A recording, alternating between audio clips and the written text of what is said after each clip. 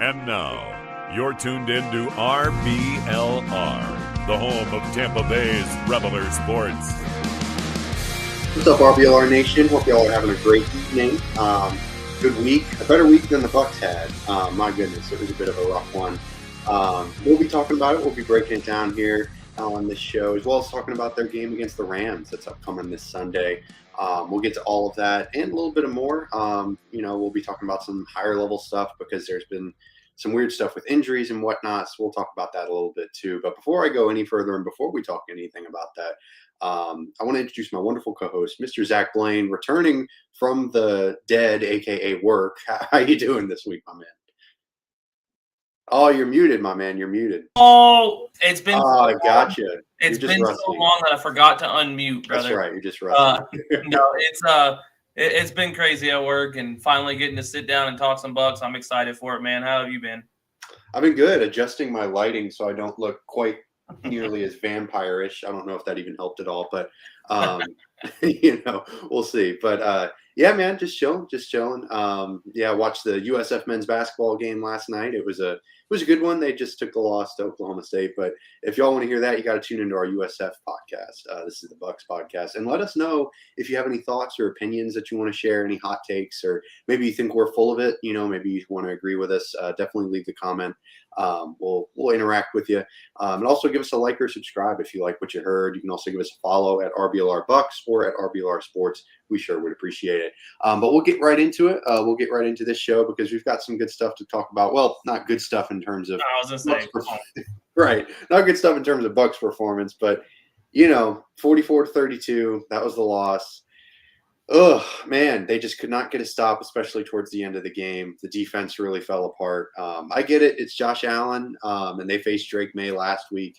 They're facing two of the better quarterbacks in the NFL. So, Zach, I'm sure you're kind of the pessimist between the two of us, I think. But I know you had some concerns about this defense entering the season. They've played relatively well, but, man, these past 2 weeks have not been good. So is this kind of a trend that you're thinking, or is it maybe – they've played a couple of really good quarterbacks. What are your thoughts on the defense? They've played really well against bad teams. For sure. And I think that was – we saw some hope against the Eagles, but then again, you look at the Eagles and their offense has not been great this year either. Right. So, I mean, I'm still worried about them. I still don't think Todd Bowles is a good defensive coordinator. And I've said that since we brought him on as our defensive coordinator. I don't think that it's going to just necessarily turn around. We're back to Dean dealing with injuries now, and looking like he's probably not going to play this weekend. I don't know. I'm not. My hopes are not very high as far as this defense going against an offense as potent as LA, because as much as Josh Allen is a stud, I would go as far as to say Matthew Stafford's having a better year, and they have significantly more weapons on that offense. Yeah, scary stuff. Definitely not an ideal week to be playing against the Rams for sure. Yeah. We'll have to see. Like you said, the Jamel Dean stuff is really tough because he was playing pretty well. I know Jamel Dean has kind of been the target of a lot of criticism, deservedly so in some cases. Especially from me. I'll be the first to admit it. I was not very high on the fan poll of Jamel Dean, but playing some of the best football he's ever played this season. I would say the best corner in football this year, and I would agree. So it's not. It's a tough loss, and everyone's getting all butthurt over him playing part-time, but this is the first year he's been the best corner in the league. Maybe that's because he's playing part-time. Yes, I 100% agree. I'm glad you brought that up because that was an interesting point of contention, especially with Rick Stroud, who, love Rick Stroud, Tampa Bay Times legend. But he was harping on, why is Benjamin Morrison out there when that's kind of been the system all year, right? They've kind of had that rotation of Morrison and Dean kind of taking turns. And like you said, I think it's played a big part in why Jamel Dean has been able to have the success that he has had. Unfortunately, the injury bug still coming for him, which really sucks because, man, he seemed to kind of figured some stuff out. But, just tough to see him. Tough to see him go down like that, and tough to see Benjamin Morrison struggle so much this past weekend. He definitely had – it was ugly, not disagreeing with that at all. It was definitely a a rookie out there looking like a rookie. Well, and I think that that's a big thing that people also have to take into account. And I'm not necessarily defending Benjamin Morrison. I am high on Benjamin Morrison, but as a rookie, it almost feels like you have to get reps to develop in the league. And while I do think that splitting reps is helping Dean, I don't think it's necessarily helping Morrison. I think that this year, as much as like everyone's going to be like, oh, he's a bust, we took him in the second round, blah, blah, blah. I think next year, this is assuming that Dean is gone, because honestly, he's probably played his way out of our price range. 100%. Good on him, but also I'm kind of ready to move on anyway because of the injury history. Yes. But I do think that next year we're going to see a much more improved Benjamin Morrison, maybe even over the last 7 games of the year, because maybe he's going to get more playing time. And I think that that's important for a young corner. Absolutely, man. Look at you being optimistic about it. I mean, I try, brother. I try sometimes. Yeah. No, absolutely. I'm with you. I very much think it's one of those, wait and see things. If you're calling a guy a bust only, what was that, week 10 or 11? I can't even keep track. He hadn't even played a full season yet. Exactly. So it's definitely one of those things where if people are kind of jumping to that conclusion, it might be a sign to take a look in the mirror. It's maybe let's take a deep breath. But we've been focused on a lot of the negative from this game, and don't get me wrong, there was a lot to be discouraged by. But something encouraging was definitely the run game. Finally got going. It's been brutal this season. They've missed Bucky. They've missed Cody Mauch, has obviously been out most all of the year pretty much, and he's going to continue to be out. But Sean Tucker, he had a heck of a game against Buffalo, both in the run and the pass. I think he had a receiving touchdown, if I remember. Yeah, so he had a heck of a game. So are you encouraged by this? Do you think that maybe Sean Tucker is maybe the guy that they ride moving forward? Because there's been a lot of talks about Bucky missing even more time. He's not going to play this weekend, it doesn't look like. And Rondé Barber already came out and said he's not. So right, Sean Tucker, I've been a fan of him for a while, since really, I guess, his big breakout game against, wasn't it the Giants last year? I think it might have been the Saints. Or the Saints. Yeah, it was the Saints. You're right. Yeah. I don't know why Rachaad White is still getting first team reps. And I'm not, that's not necessarily a hating on Rachaad White thing. It's just, I do think Sean Tucker provides more upside for us. For sure.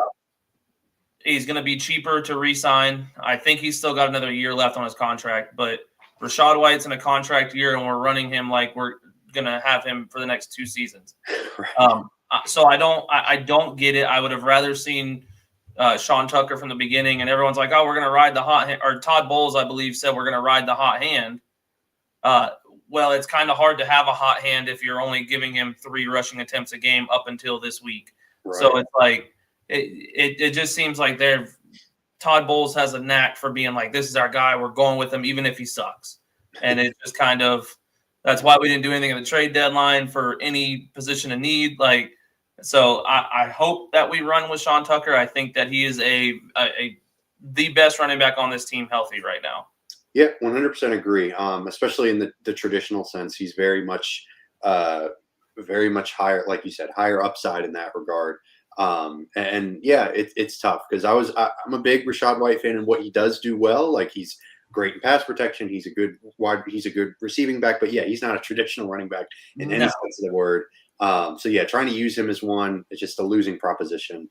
And also, the interior offensive line has struggled a little bit without Cody Mauch, and Bredesen's been hit out of the lineup. So it's also been tough in that regard too. So, it's just kind of a multitude of negatives for the running game so far this season. And hopefully Sean Tucker can do his thing, because, man, without that, he had like that heart condition coming out of college. Yeah, that was why he went undrafted. Yeah. So I was kind of, like you said, it's always been kind of the more the bullish view of Sean Tucker for sure, because I think he would have been drafted if not for that. Frankly, I would be willing to say I'm not going to say he'd have been a second round pick or anything. Of course, but definitely I'd be shocked if he didn't get drafted if he were healthy. Yes, 100%. And luckily, knock on wood, he's doing good. It's all good. So that's great. And I don't know. It was really good to see him do his thing this past weekend, even though obviously the Buffalo run defense Not good. Have you seen everybody pissed off over his tweet about I'm pleased with my performance? If you're pissed off of that tweet, first off, thank you for watching the show. But if you're pissed off of that tweet, you suck kind of a little bit. Yeah, especially one as harmless as that. Like, let that man have some damn fun. Yeah, he's an undrafted guy, like, who just had 3 touchdowns versus a Super Bowl contender. Like, exactly. I'm sure in the locker room, people were more than willing to say, "Hey, man, go off, go for it." Like, it's not his fault the defense got 44 hung up on him. He couldn't have done much more to help us win that game, honestly. Exactly. Like, they allowed his jersey number to be put up on them. Yeah, 100%. Yeah, he's allowed to flex a little bit. It's okay. I don't know. It was silly, like you said. Because he's an undrafted guy, like, having a huge game. You got to celebrate the victories. I'm all for it. I'm all for it. For sure. So we're in agreement there. We're in lockstep there. It was a tough game against Buffalo, but it is what it is. Around the division, I did want to focus on this because this was some tough news to get for sure. Michael Penix, I think he retore his ACL or something. He's done for the year. ACL. I don't know if did they ever say which one it was yet. I think it might have been the left one. I don't know if that's the same one that he's torn before. Yeah, I know that he's torn it and ACL twice before. So yeah, just real discouraging. And they lost to Carolina in overtime. Hell of a game to watch. I will say that. Yeah. I mean, the Panthers Falcons, man, they're not good, but they're entertaining for sure. Hey, listen, brother. The Panthers are half a game behind us right now. That's a good point, and that was my question.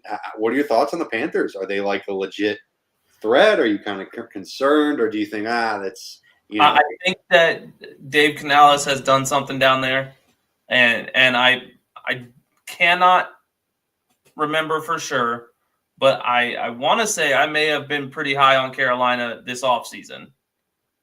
And I thought that we were going to be in a tie with them or in a competition with them for the division because I wasn't high on Atlanta or New Orleans, obviously. Right. Did I expect them to be half a game back at week 10? No. I'll be honest with you. But, no, they're. I think they're a threat. I think they've got pieces. Rico Dowdle is having a resurgence of a career in Carolina, and he looks like a top 5 running back right now. Like, I think that team is good and young, and I think that as much of a kind of laughing stock they've been the last couple of years, I think we could be seeing a little bit of a turnaround there. And I'd be lying if I said I wasn't a little worried. Yeah, no, I'm right there with you. Because Bryce Young is finally, like you said, Rico Dowdle's been great. So Bryce Young has a run game that he can count on. That hasn't always been the case. T-Mac has seemed to be really working out. I think that's been a solid first-round pick. Maybe not an Egbuka solid first-round pick, but he's definitely been good. Him and Egbuka have both lived up to their first-round billing. And T-Mac is certainly a great number 1 target. If T-Mac had the weapons around him that Egbuka has, for sure, absolutely, we'd be talking more about T-Mac, I think. And that's the scary part is that he came in as a rookie and is already wide receiver 1. While Egbuka is wide receiver 1 right this second, he wasn't for a majority of the year. And since he's been wide receiver 1, we've seen a little bit of a downtick in production from him. So that's not a knack on Egbuka. It's a knack on the fact that we have so many injuries. But I think T-Mac and Egbuka are going to be the ones that we compare, like Julio Jones and Mike Evans and all of them from our childhood are now. Like, I think that's going to be this, maybe not childhood. I think that's too far down, but like our younger years. Sure. To now, like, this is going to be the wide receiver battle that I see playing out, them and like Puka Nacua and other players like that. Yeah, absolutely, man. It's just the next generation of great wide receivers. And it's really exciting to see, even if they're one of the guys is on the Panthers, on a division rival for the BUCS, it's still fun to watch them go to work for sure. It's tough break for Michael Penix, man. The Falcons weren't amazing this year. They weren't lighting the world on fire. They were struggling, don't get me wrong, but man, this doesn't help. It's tough to see. Obviously, he's a Tampa guy. He's got a street named after him in Dade City. I'm going to be there on Saturday for a wedding. I might pass Michael Penix Drive or whatever it's called. So it's tough to see. Hopefully, he's able to bounce back. But for now, it's Kirk Cousins' time, and I don't know. He's had a little bit of success against the Bucs in recent years, but yeah, I don't know. It's definitely going to be interesting because Drake London's still there, Bajan, and Kyle Pitts has kind of turned into a viable tight end. Like I don't know. He's not certainly not 4th overall pick good, but There we go. Yeah, maybe like a 4th round pick, viable tight end, but yes, but yeah, I don't know. I don't know. The Falcons definitely. I think of all the teams that could have a quarterback injury, having Kirk Cousins as your backup, certainly not a bad thing. So that's a storyline to monitor for sure. But if you're looking to have a Kirk Cousins backup like upgrade to your wardrobe, wow, that was a mouthful. Definitely head to shop.rblrsports.com. We'd really appreciate it. We've got everything Tampa Bay sports related covered. We've got you covered, and it's Christmas is coming around the corner, the holidays are coming around the corner, so definitely check us out there. We've got some really cool stuff, and we'll give you a promo code since the Bucs lost this past weekend. That's Cannon, CANNONS. Type it in, get 10% off your entire order. We'd really appreciate it. So moving on to the second half of our episode, we were talking about the Rams because man, the Rams are real good. Yeah, I mean Matthew Stafford, I know he might not be the first name that comes up when people talk about MVP, but man, he's having one of those types of years for sure. 27 touchdowns and 2 picks. Like that's kind of mind-boggling. And a big reason why he's had so much success is, obviously Sean McVay, an elite play caller.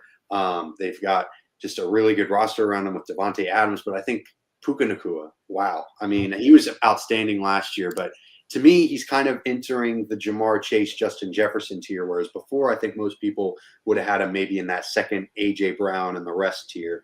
What are your thoughts on Puka? Is he kind of wide receiver 3 in the NFL right now? I would, if I were starting a team right now, I'd take him over Justin Jefferson.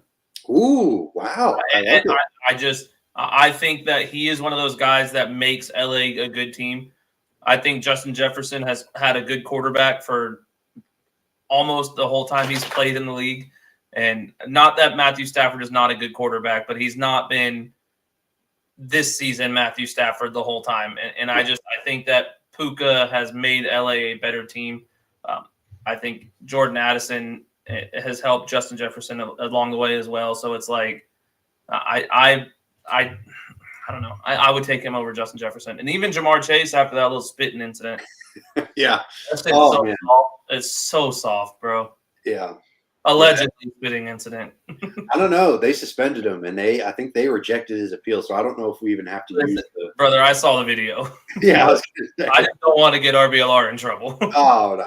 If Jamar Chase is willing to watch this video, and then God bless him. Hey, Jamar, but yeah, I'm not disagreeing. Like Puka is that dude. He's an elite wide receiver last year. I think he was number 1 in yards per route run. Yep. And I think the margin was pretty wide, like between him and second place. So yeah, I don't blame you. I don't know if I don't know because Puka has the injury concern. He gets hurt. Yeah, he gets hurt a little bit, a little bit more than you'd like. And that was a knock on him coming out of college, Yep. So that was kind of why he fell probably more than he should have. So it's kind of one of those things where if he can stay healthy, yeah, he's probably the best wide receiver in football. And luckily, knock on wood, he's managing to stay healthy for the most part this season. Obviously he spent a little bit of time out. I forget for what injury, but yeah, if he can stay healthy, yeah, there's not anyone I'd really take over him in the NFL at the wide receiver position. So yeah, it's going to be tough to really lock him down because he has a field day with every defense in the NFL. I was going to say, I don't think there's locking him down. Right. Yeah. I think the big thing is limiting him to maybe not the normal numbers. Like let's have like a normal wide receiver day, not Puka Nacua day kind of a deal. Yeah. Yeah. And even that's a stretch. It's tough to pin him down for sure. Yeah, so Puka definitely going to be a guy to watch for this weekend. But taking a look at the other side of the ball for the Rams, their defense, My goodness, I know that a lot of people came into this season thinking about the Broncos, rightfully so. The Broncos are also still one of the best groups in the NFL. I'm sure our producer will love hearing me say that. Also, the Seahawks have been playing well, but the Rams, man, I don't know. They have the second highest PFF grade for total defense. I know PFF is kind of a touchy subject for some folks, but they're also second lowest in expected points added per play allowed, which is really, really impressive. What are your views on their defense? Like, how do they stack up against all the other defenses in the NFL? Yeah, honestly, they're a solid team. Like, there's no. If you would have asked me in the beginning of this season if I thought the Rams would be a top 3 team in the NFL, I would have told you probably not. But I put them all around offense, defense, top 3 in the league. I think that they're a scary contender for a Super Bowl this year. And I would not have expected that coming into this season. So we went from Matthew Stafford maybe not playing because of a bad back to playing at an MVP level. So I don't – I think that their defense is scary. Their front – their D-line is ridiculous. Like, there's just – it's insane.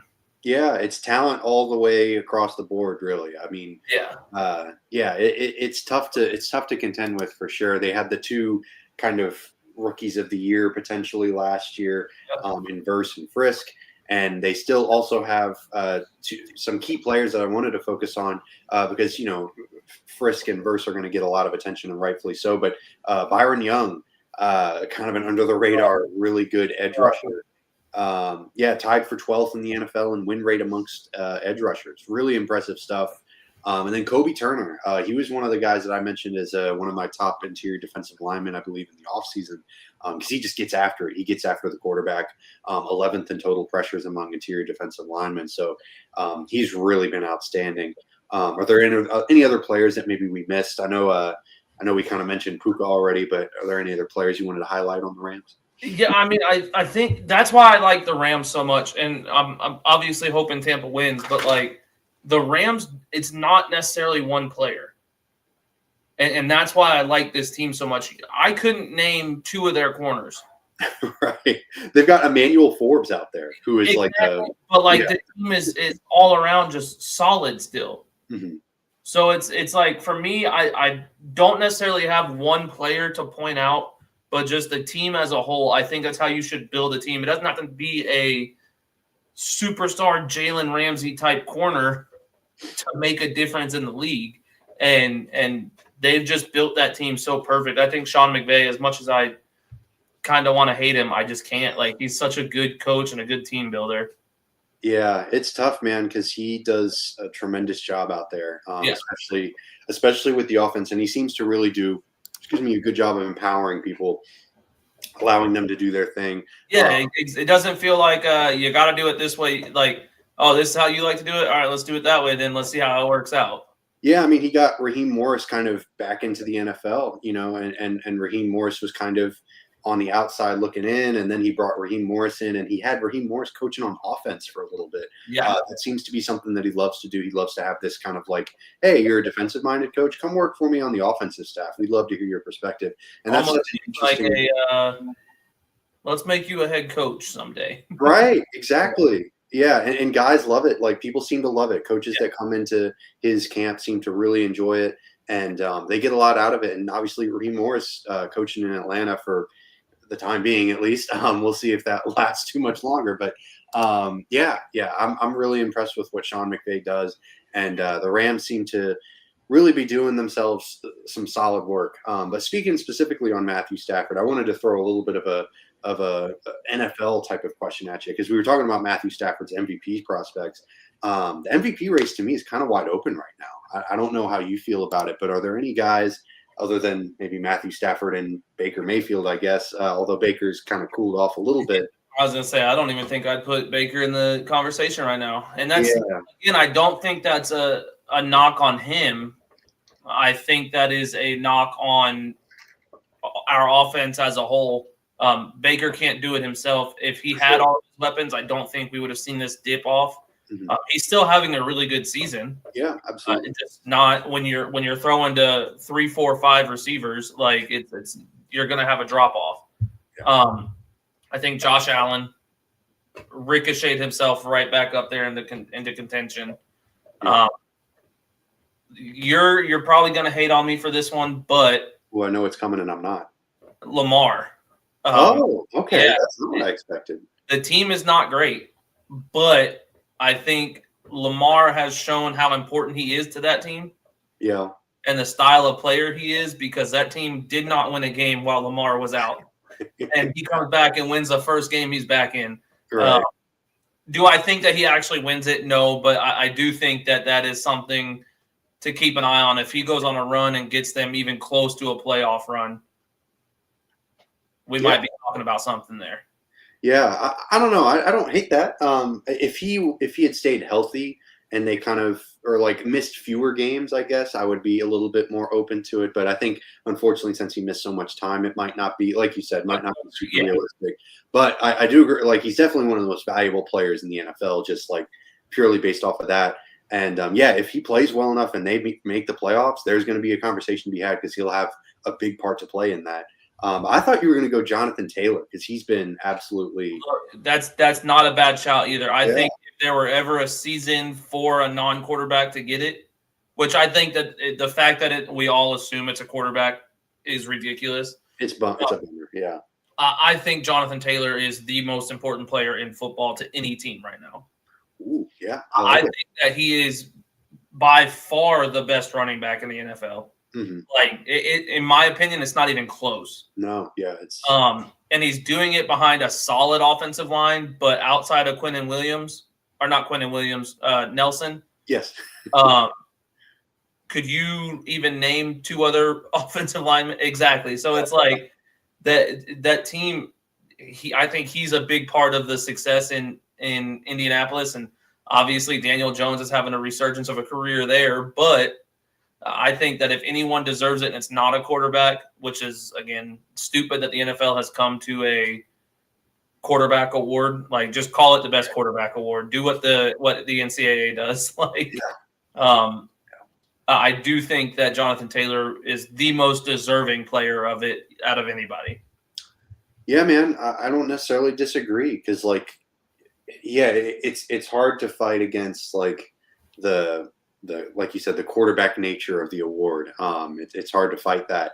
But quarterback play has not been great this year. There's really, like we mentioned Josh Allen, but even Josh Allen, like it's still a good year, but like he's not having last year Josh Allen. He's been fine, but he hasn't been great. Patrick Mahomes has kind of floated around, but like, Can we talk about how sweet it is to be at 5-5 as the Chiefs? I know, it's fantastic. It makes my damn heart happy. I know, it's beautiful. It's a beautiful thing. And yet he's still getting MVP conversations. It's just, it's very gross.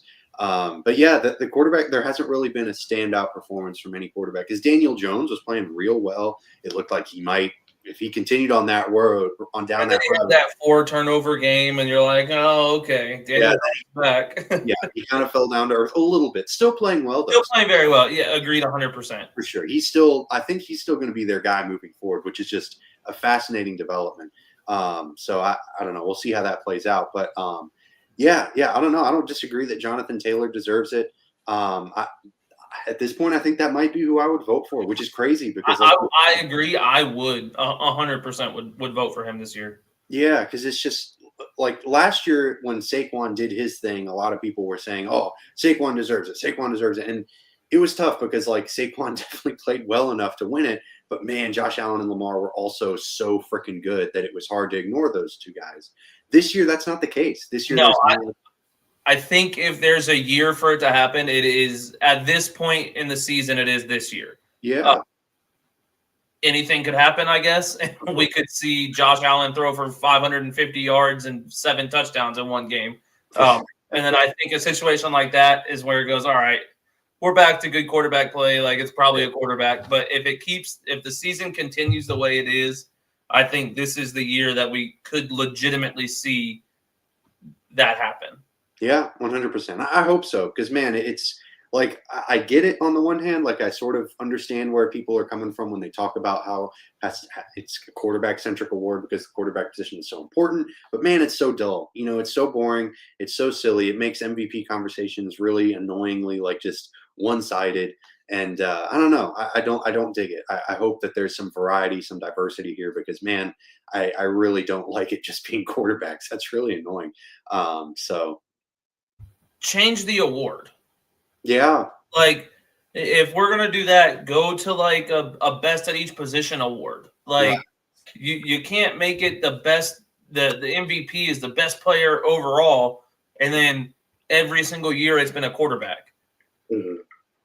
You can't tell me Myles Garrett hasn't been more deserving than quarterbacks that have won it in the past. Yeah, 100%. You can't tell me Saquon last year, while the quarterbacks did play really well, Saquon deserved a legitimate shot at it last Yeah, year. he did. Yeah.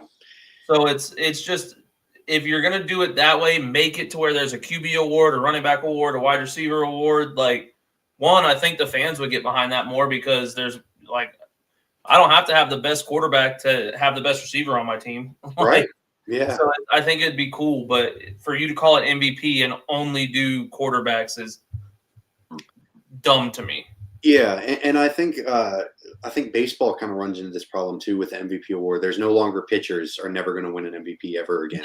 It's always going to be Aaron Judge again. Right. Already should have won that award by far.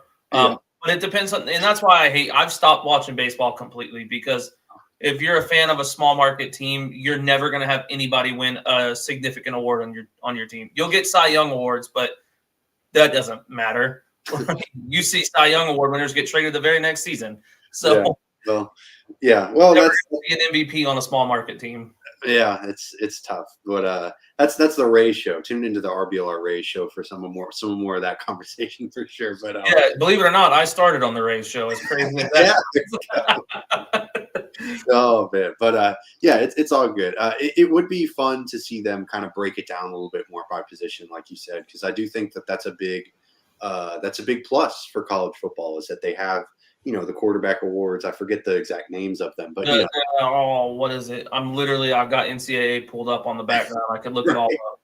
Yeah, but that would be fun, because I think the Offensive Player of the Year award has sort of become like, okay, this is for the other skill positions. Yeah, this is for the real MVP, but like just not a quarterback. Right. Yeah.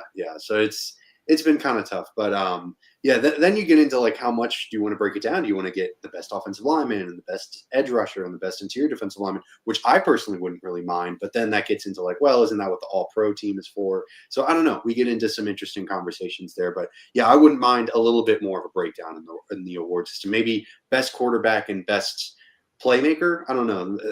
That might just be best quarterback and offensive player of the year then, so that's kind of basically how the system is right now. It's just you're calling it an MVP, which, yeah, I don't know. But anyways, I wanted to get to a couple more segments before we finish up the show. The over-under segment, our weekly thing. You got something for us this week, Mr. Blaine?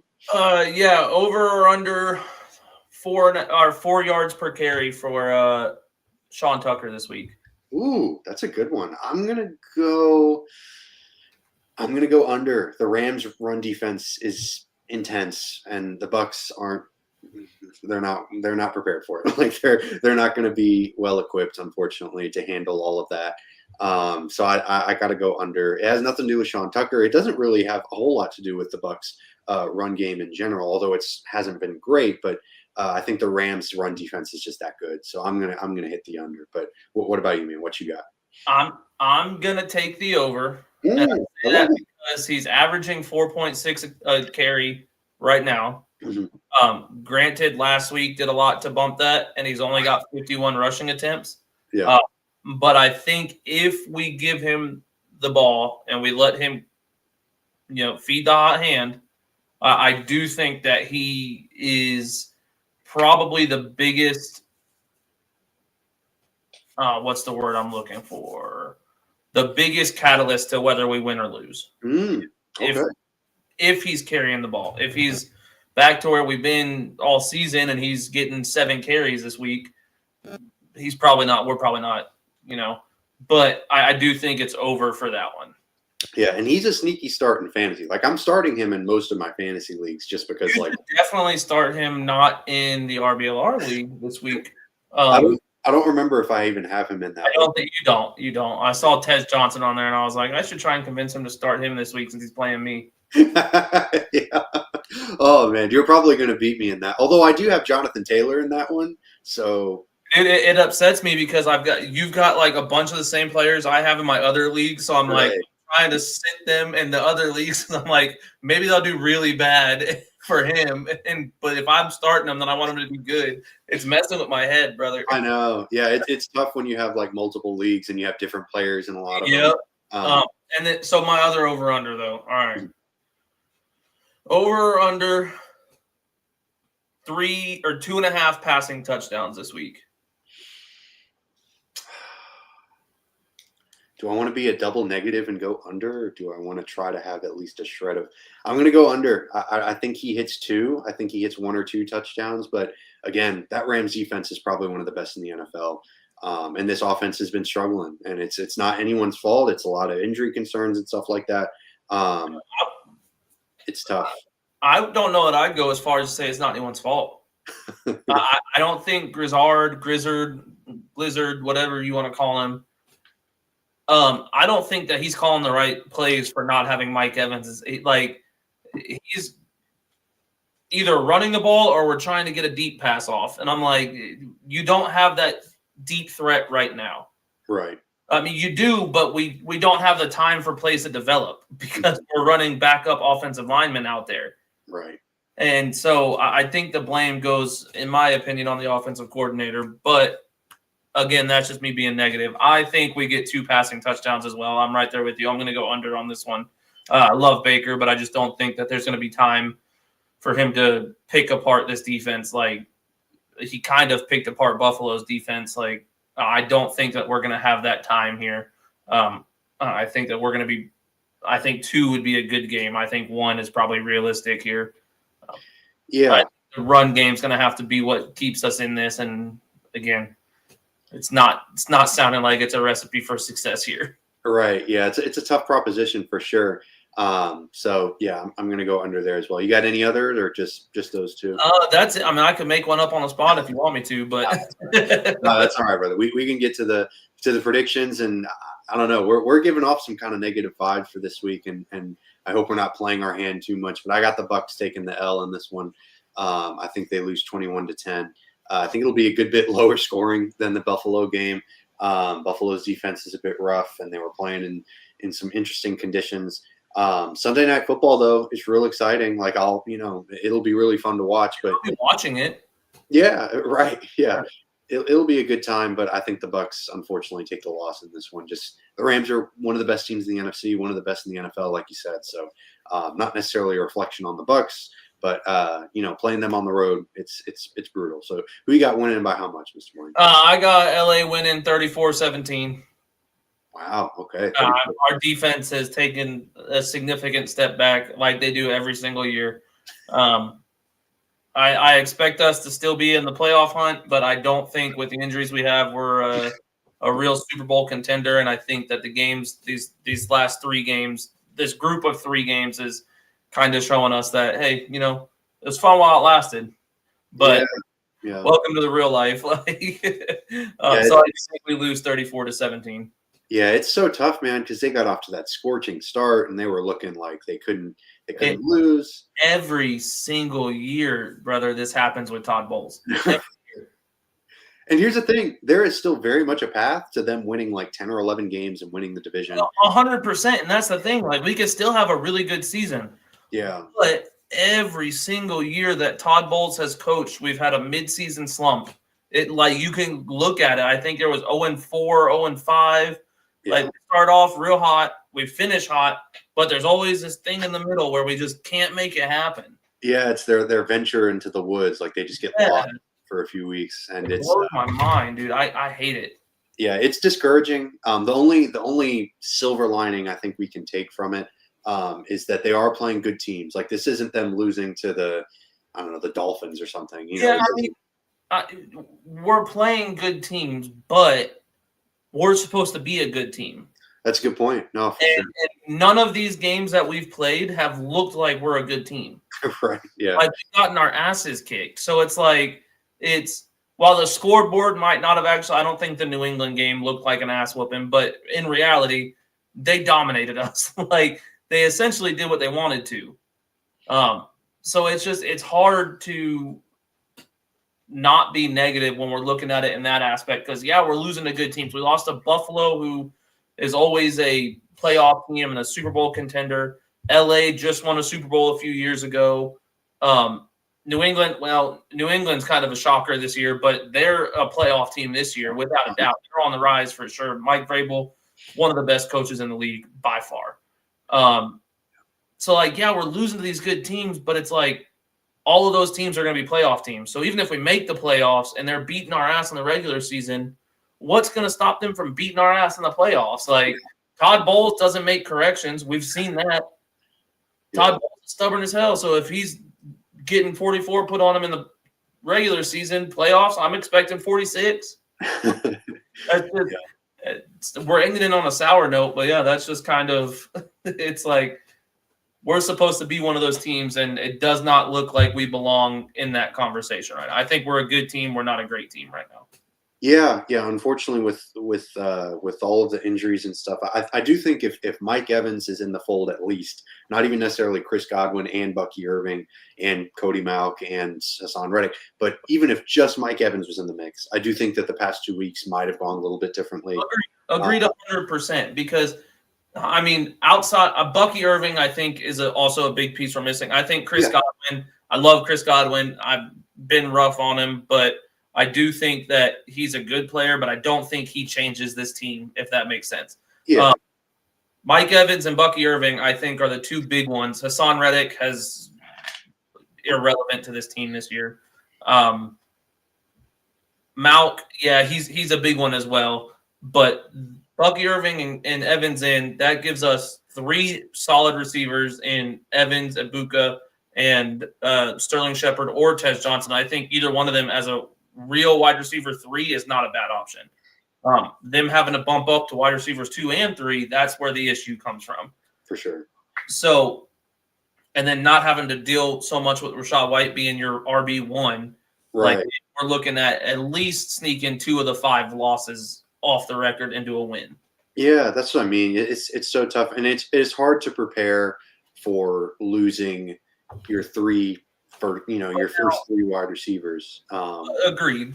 Yeah. But we also got to remember we had the damn trade deadline before these 3 weeks, and all of these injuries were there. Right. Yeah, it's tough. I don't know what they like.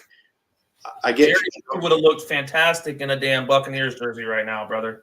Yeah, it's just hard, man, because like if you deal away one of those draft picks, then it's the opportunity cost of potentially building.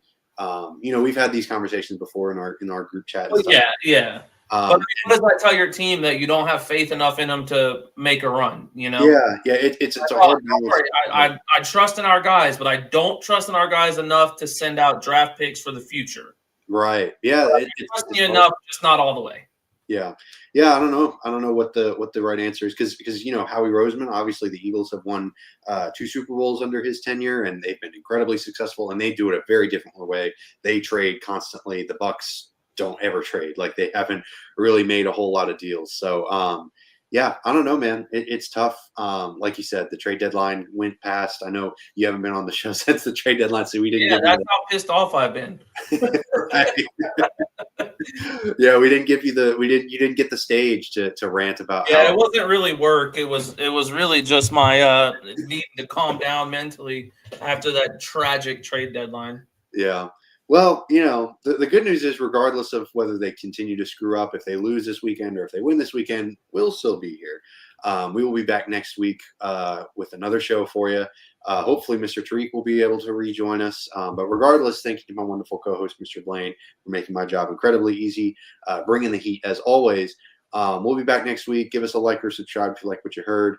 We really appreciate y'all for tuning in. But until next time, and as always, go Bucks. Go Bucks.